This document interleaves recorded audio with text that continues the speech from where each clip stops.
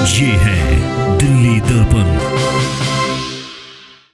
दिल्ली में ऑक्सीजन की सप्लाई को लेकर कुछ अपडेट्स आपके सामने रखने थे।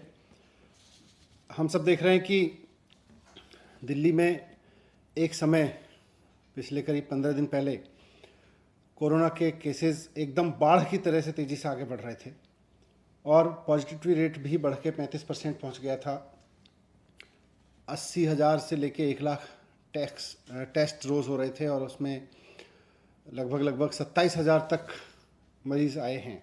27-28,000 तक पेशेंट्स की संख्या रही है दिल्ली में, वो भी अब घट के नीचे आ गई है।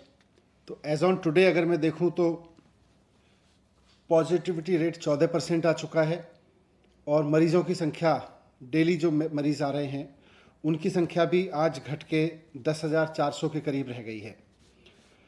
तो केसेस तेज़ी से कम हुए हैं।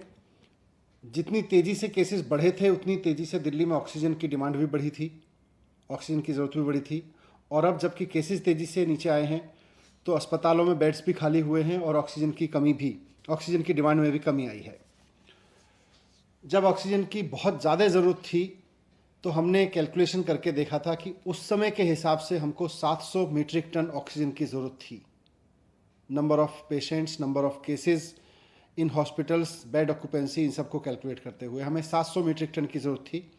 उस वक्त हमने केंद्र सरकार से भी रिक्वेस्ट किया था, माननीय अदालत ने भी इसमें मदद की और केंद्र सरकार के सहयोग से और कोर्ट के सहयोग से दिल्ली को 700 मीट्रिक टन तो एक ही दिन मिली, लेकिन ऑक्सीजन पर्याप्त मात्रा में मिलनी शुरू हुई, जिसकी वजह से SOS भी कम हुए हॉस्पिटल से आने।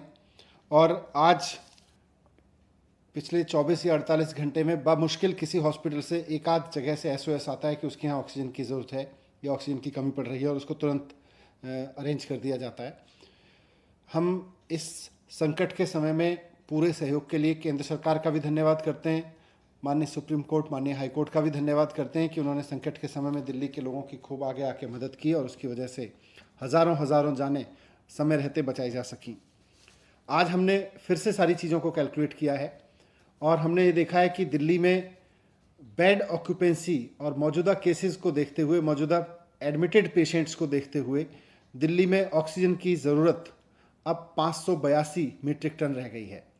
तो आज हमने केंद्र सरकार को चिट्ठी लिखी है कि 700 की जगह अब दिल्ली का काम 582 मीट्रिक टन में चल जाएगा और हमें जो एक्स्ट्रा ऑक्सीजन मिल रही है इससे ऊपर, जो दिल्ली का कोटा 590 है उससे ऊपर मिल रही है, उसमें से एक बड़ा हिस्सा अब अन्य राज्यों को, ज़रूरतमंद राज्यों को दिया जा सकता है। एक जिम्मेदार सरकार होने के नाते हमने केंद्र सरकार को इन्फॉर्म कर दिया है कि दिल्ली की ऑक्सीजन की नीड अब कैलकुलेट होके 582 मीट्रिक टन पे आ गई है। तो जो ऑक्सीजन की ज़रूरत अन्य राज्यों को है उनको भी इसमें से बाकी ऑक्सीजन दी जा सकती है। Thank you. सर, मेरा एक सवाल होगा, जिस तरह से वैक्सीन की कमी जो दिल्ली में हो रही है उसको लेकर आप क्या बोलेंगे?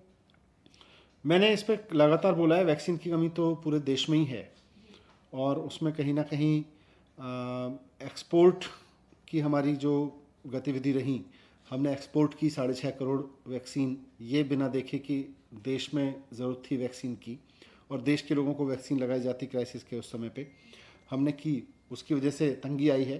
पर मुझे उम्मीद है कि केंद्र सरकार देश की कंपनियों के साथ मिलके इसके प्रोडक्शन को भी मैनीफोल्ड बढ़ाने के लिए कुछ कदम उठाएगी और साथ साथ जो विदेशों में जिनकी वैक्सीन अप्रूव की है उसको भी करेगी। बाकी लेटेस्ट अपडेट हम देते रहते हैं उस पर। सर, बीजेपी पार्टी यहीं पे दिल्ली गवर्नमेंट को एक्यूज की है वैक्सीन पॉलिटिक्स के ऊपर, उस पर क्या कहेंगे सर आप? वैक्सीन पॉलिटिक्स हो या ना हो, लेकिन वैक्सीन की शॉर्टेज है और उस शॉर्टेज की जिम्मेदारी लेनी चाहिए कि अगर एक्सपोर्ट रोक दिया होता तो वैक्सीन शॉर्टेज नहीं होती। सर, मेरा आखिरी सवाल होगा, जो कोविड से जो ऑर्गन्स है उसके लिए क्या प्लान किया गया है? दिल्ली गवर्नमेंट ने क्या प्लान किया है सर उसको लेकर?